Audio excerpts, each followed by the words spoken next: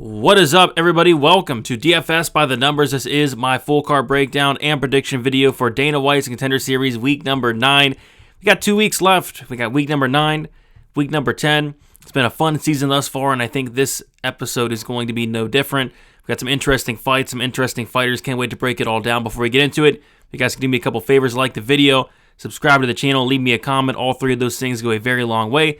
If you want to support me more, the best way to do so is checking out dfsbythenumbers.com, putting up a ton of content for Dana White's Contender Series and UFC as always. And be on the lookout for the live Fight Companion Tuesday night, 8 o'clock Eastern Time. Going to be doing some commentary, some potential live bets, and talk some props, some parlays, all that good stuff. So, yeah, I say we get into it. We got a lot to talk about. We're going to start with the first fight of the card. We're going to kick it off with, I guess you could say it's a banger. It's Luke Fernandez going against Rafael Progento. We'll start with Luke Fernandez, who is training out of Dante Rivera BJJ. He is 30 years old, 6'1", with a 76-inch reach. Fernandez is 5-0, and obviously 5-0 in his only 5 fights. So Fernandez, notable wins or losses. So he submitted Phil Hawes in a grappling match back in July, and he also beat Eric Anders in a grappling match as well. Fernandez has an 80% finish rate, all those coming by knockout, no subs on the record for Fernandez. So yeah, I really liked what I saw from Fernandez. This guy swings with very, very bad intentions, has a lot of power in his hands, throws big, massive shots, and his knockout against Greg Ellis was just disgusting. I mean, Ellis ran right into his left hand and folded Ellis like a lawn chair. It's kind of hard to watch. I hope he's all right.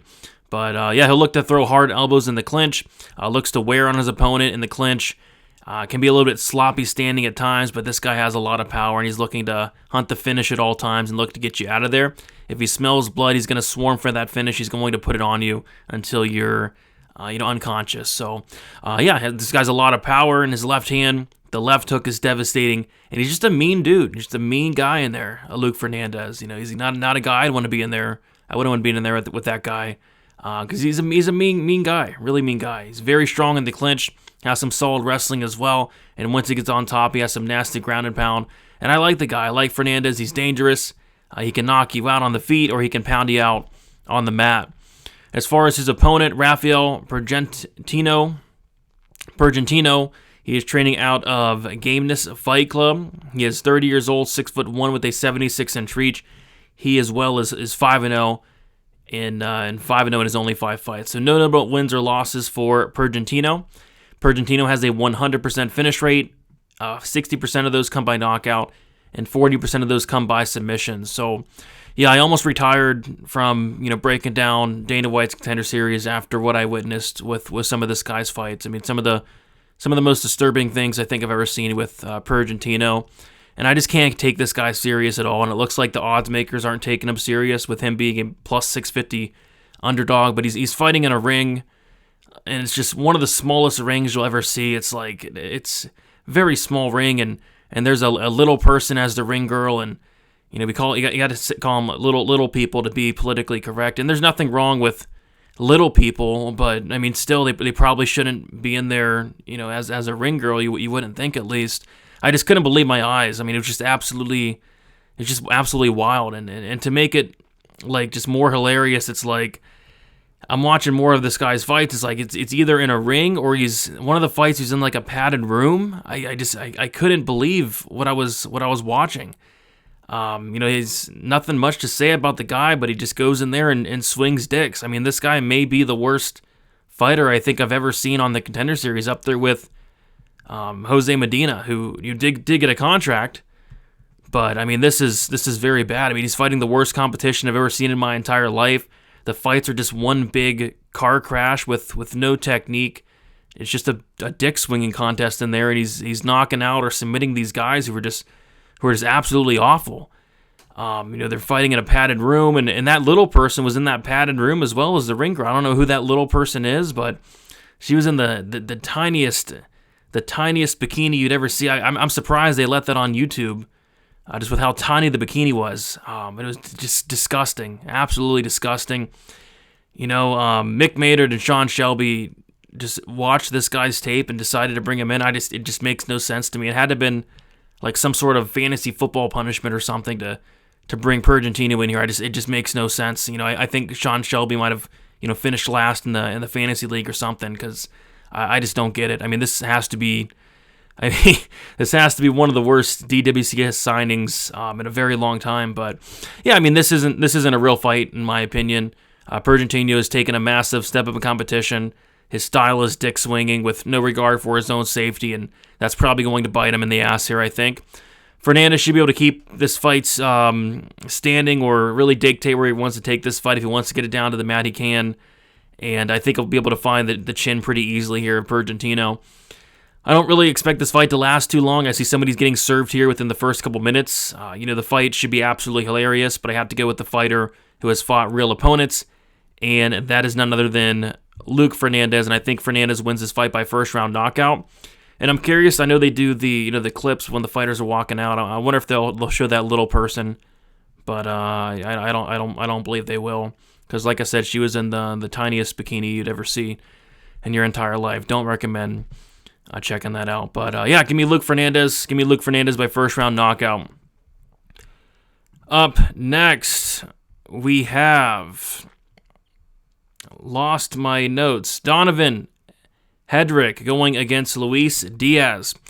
We will start with Hedrick, who is 28 years old. I'm not quite sure where he's training, to be honest. He's 5'11", 76-inch reach, 6-0 and 5-0 in his last 5 fights. No notable wins or losses for Hedrick. Just absolutely horrible level of competition for the guy. He does have a 100% finish rate, though. 83% of his wins come by knockout, and 17% of his wins come by submission. So yeah, like I said, he's fought some really bad competition, and I'm looking through his record, and it's like I'm not even convinced some of these guys are real people. Like, he's fought this guy named William, Keeper of the Plains, Vanderveer. Like, that can't be a real guy. William, Keeper of the Plains, Vanderveer. Like, that's not a real person. I'm not convinced. This guy, Keeper of the Plains, is like 1-4. He also fought Ramon Butts, who's 1-15. I mean, that's a made-up name. I mean, somebody made that up. There's nobody named Ramon Butts. I don't believe it. And I mean, he's 1-15. I mean, Ramon Butts is ass. 1-15 record. I mean, that guy's ass. And you can't forget about Christopher the Kid Levant. I mean, there's no way. And this guy's currently 0-10. Christopher the Kid. I guess you could say the kid is on a skid. I mean, yikes, 0-10 is ridiculous. I mean, these guys aren't real people, and nobody can convince me otherwise. Just a very, very horrible level of competition for Hedrick. But yeah, this guy kind of looks like Eric Anders in there. I mean, this guy, I thought, I was watching one of his fights, I thought it was Eric Anders at first. I mean, kind of looks the same. He's fast, athletic. He has a lot of power as well. Has some nasty ground and pound once he gets on top. And I watched his last fight, and I'm 99% sure like his opponent died. I mean, it was just a very, very brutal finish for Hedrick. I mean, this guy is dangerous. Very strong. He can get fights down to the mat. Can land ground and pound, threaten with submissions as well. Looks pretty good, really, wherever the fight goes. And on top, he looks like a problem by the looks of it. I am worried about his level of competition, but he kind of passes the eye test in terms of he looks to be the real deal. He looks to be legit. But again, he's fought fake guys. As far as his opponent, Luis Diaz, he is training out of Parana, Vale Tudo. He is 30 years old, 5'10", with a 74-inch reach, 15-5, and 3-2 in his last 5 fights. Notable wins or losses, so he fought Jailton Almeida for some reason in a grappling match in 2021, and he lost, of course. He also beat former UFC fighter Wendell the Machine Oliveira back in 2019. And then he lost to Dana White's Contender Series alum Mario Souza by submission back in 2019 as well. And yeah, for Luis Felipe Diaz, he doesn't have the best record, but at the very least, he's fought real guys. So Diaz has a 93% finish rate. 47% of his wins come by knockout. 47% of his wins come by submission. So yeah, Diaz is definitely the more experienced fighter, 20 fights. I think he has a couple amateur fights as well, but definitely has fought the much better competition, more experience, has some really hard low leg kicks. He's aggressive on the feet, looking for the knockout, really good pressure on the feet. He definitely gets tired as the fight goes on, and once the fight goes on, the volume seems to taper off. The volume kind of stinks in round 2 and round 3 in some of his fights. and he can be taken down, and that may be a problem here in this matchup. He does at least try to work his way back up in the first round, but I notice once the fight gets extended and he gets taken down later in fights, it can kind of be content to lay on his back, and he's kind of too tired to get up type thing. He also can be put in dominant positions on the mat, and like I said, the get-up game gets worse and worse, the longer the fight goes. And I've just seen him on his back a little bit too much for my liking, and I think the cardio is extremely questionable for Luis Felipe Diaz. So yeah, Hedrick, he seems like a bit of an unknown to me. He's fought an electrician, he's fought a plumber, he's fought a mechanic, he's fought a construction worker, and he's fought a part-time firefighter, but he does look good doing it. I think the strength, wrestling, athleticism will be too much here for Luis Felipe Diaz. And I did not like what I saw from Diaz for the most part, to be honest. I mean, he's dangerous early, so maybe he can get an early finish, but he definitely slows down as the fight goes on. He can be taken down. He can make mistakes on the mat. I've seen him give a position, end up on bottom. So as long as Hedrick comes in here with the correct game plan, 15-minute cardio, I see him getting takedowns and eventually finding the finish in the third round. So I'm going to take Hedrick to win this fight. I'm going to take Hedrick to win this fight by third round TKO. Up next, we have a banger. It is going to be Emmanuel Rodriguez going against Roque Conceicao. We'll start with Rodriguez. He is training out of Ant Dogs MMA. He's 25 years old, 5'4", with a 64-inch reach. Rodriguez is 5-0 and 5-0 in his only 5 fights. So notable wins or losses. So he went 1-1 on The Ultimate Fighter, including a decision loss to Joseph Morales, who we saw in Chicago looked really good. He got that second round submission win. So really no shame in that loss. Rodriguez has a 100% finish rate. 80% of his wins come by knockout. 20% of his wins come by submission. So yeah, like I said, he lost to a pretty good fighter, and Joseph Morales, don't really hold that against him too much. And he's fought some decent guys, throughout his career. And I was really impressed with Rodriguez. He has some very fast hands, a lot of power in those hands. He's finished 4 of his 5 wins by knockout, has really good counters, has a high guard, very good defensively. Mix it up to the head, to the body. The striking is really crisp. Love the combinations. We'll sneak in some elbows here and there. Yeah, the striking is legit. I mean, this guy's no joke, on the feet. I saw him drop somebody with a nasty uppercut and then finish with some devastating ground and pound shortly after. This guy hits hard, and it's not too often we see flyweights with, this much power, and both these guys actually have, a lot of power, but, especially Rodriguez. Rodriguez has a lot of power. He likes to walk his opponents down as the fight goes on. The pressure gets better and better, and he's always looking for that finish, which you love to see. 100% finish rate at flyweight you don't see too often. He can be taken down, but he does have a pretty good get-up game, and he also can get the occasional takedown if he wants it here and there. And yeah, this guy's still young. Both these guys are, 25 years old, still young, still room for improvement. But I think that Ultimate, fighter experience, it definitely does mean something. Definitely does add something to the resume of Rodriguez. And I like this guy. As long as he can keep the fight standing, I think he's going to be a problem for a lot of people on the feet. As far as his opponent, Roque Conceicao, he's training out of Rivera Black Team. He is 25 years old, 5'4", with a 67-inch reach. Conceicao is 10-2 and 4-1 in his last 5 fights. Nobody too notable for Conceicao, but he's fought a couple decent guys here and there. Conceicao has a 90% finish rate, so another really good finisher in the flyweight division. 80% of those come by knockout, and 10% of those come by submission. So yeah, like I said, he's the same age as Rodriguez, but he has double the professional experience, has some good leg kicks, has some good pressure, and looks to land big. He as well has a ton of power for the division. Power for power, probably Rodriguez the more powerful guy, but this guy has power as well. He has 8 knockouts, and it's just unheard of for a flyweight. He can be reckless in there at times, definitely the more reckless fighter out of the two. He's open to being countered. Doesn't really have the best striking defense at times as well. Can get a little bit over-aggressive in there. But I do like that he's coming forward the entire time. He's a pretty solid fighter, and he breaks guys. He looks to walk you down and break you, get you out of there. And he's primarily looking to strike, and he's a pretty good striker. Pretty good strike with pretty good power for the division. I think this is going to be a fun fight. I mean, this is a banger. 2 flyweights going at it that want to go out there and want to kind of throw down. So I was really impressed with both these guys. Both guys have power for the division, and I see why they made this fight. It's a really good fight. I think Rodriguez is definitely the cleaner striker with a little bit more power. I also think he's more defensively sound, and I think that's going to be key here with two guys who are dangerous, the more defensively sound fighters. Rodriguez, Conceicao is really aggressive. He comes forward the entire time, but he does leave himself open to be getting hit.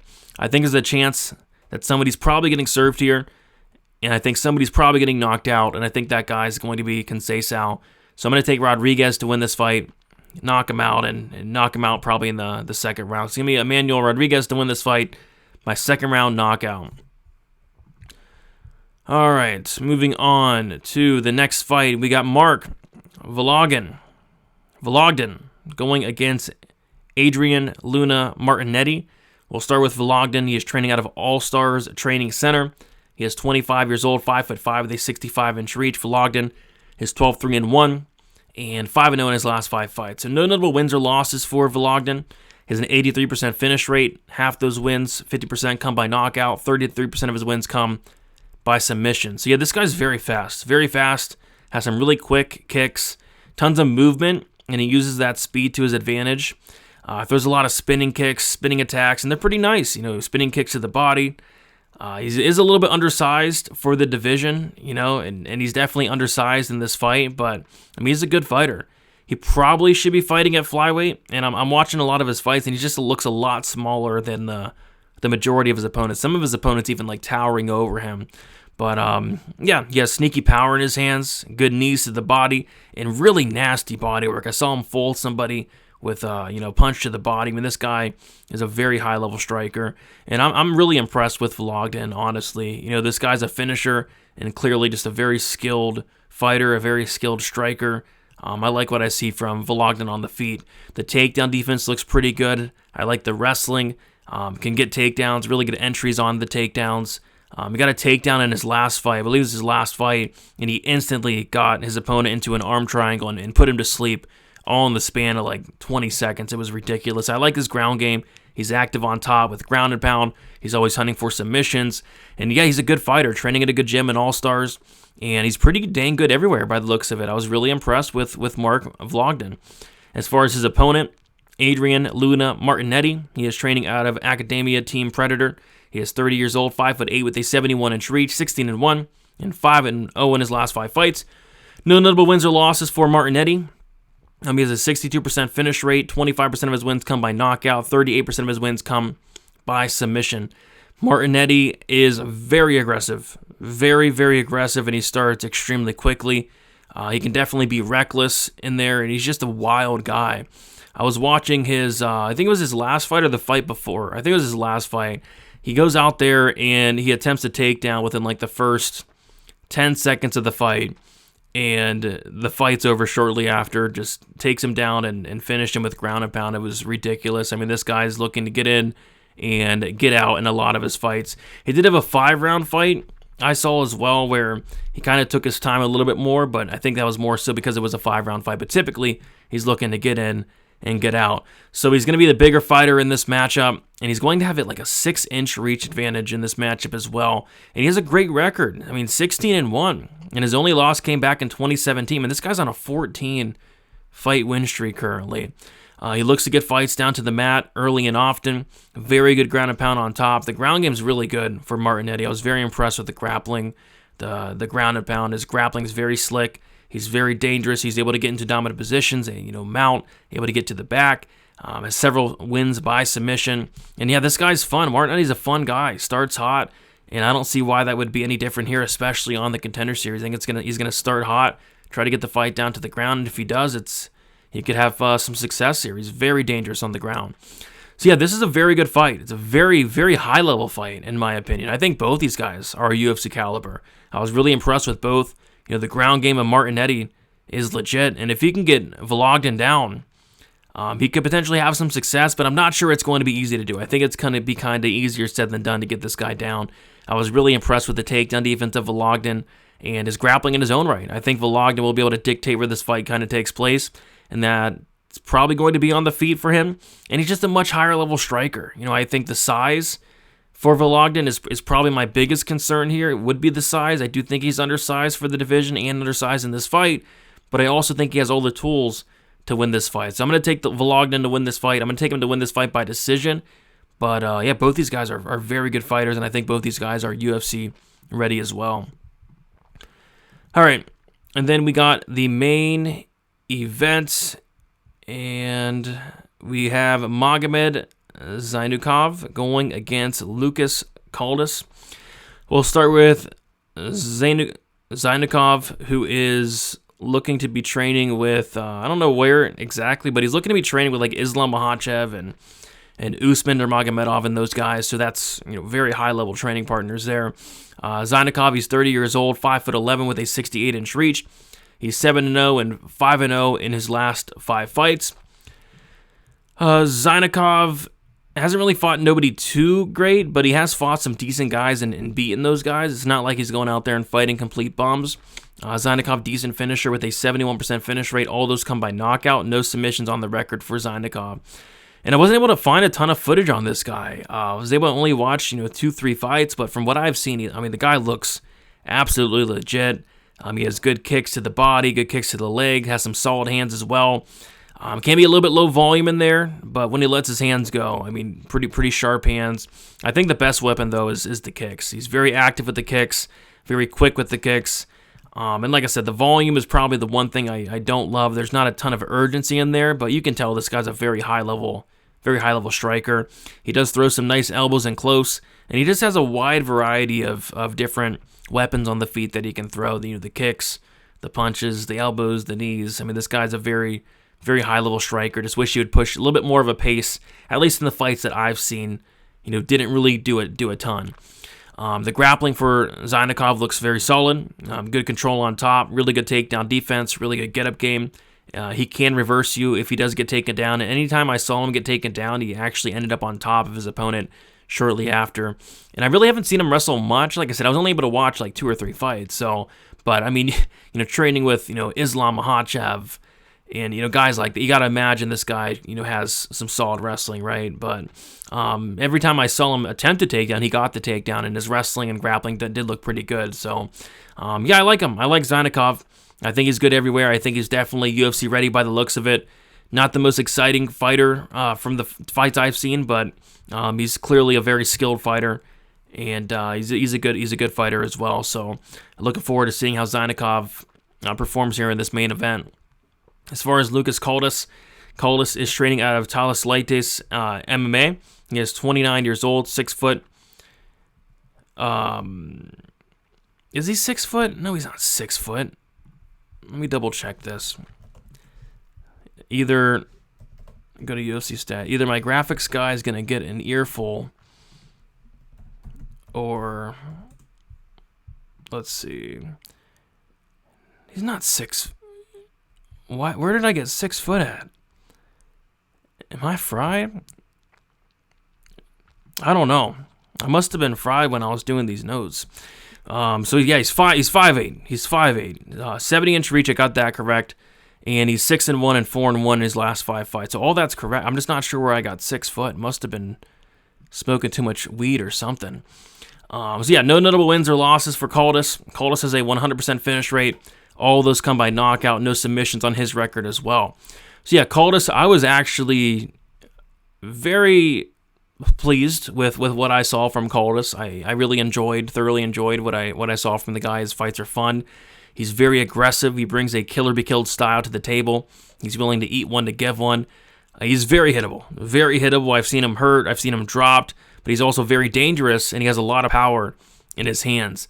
And Caldas is just nonstop pressure. This guy's very fun to watch. His only loss came from an illegal strike where he stepped on his opponent. He kneed him to the body, and then not stepped on him. He stomped on him. He stomped on his opponent, and his opponent couldn't continue. But he was on his way to finishing the fight. The fight was about to be over. So, pretty much should be 7-0 outside of that illegal strike. Wish he didn't have such a tough matchup, because I'd really like to see this guy in the UFC. This guy would absolutely bring bangers. I could see if he loses this fight, I could see them maybe bringing him in on short notice.